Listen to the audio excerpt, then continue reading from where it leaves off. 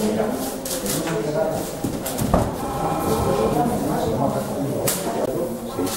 pedimos que las comunidades autónomas apliquen los tratados internacionales que obligan a todas las administraciones a respetar los derechos a la salud de todas las personas, sobre todo las más vulnerables.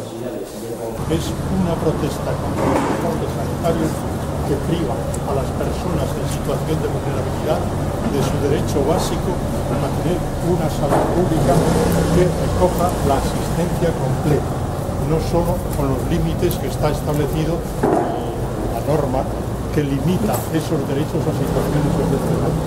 Creemos que los inmigrantes sin papeles tienen pleno derecho a la sanidad, lo mismo que cualquier ciudadano español.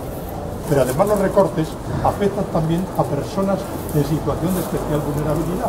Pensemos, por ejemplo, los mayores de 26 años que nunca han trabajado, que van a perder su asistencia sanitaria, o aquellas personas que, con el copago farmacéutico, que tienen que esperar 6 meses en situación precaria económica a que les reintegre esos gastos que han tenido que hacer en farmacia. Estoy hablando de jubilados.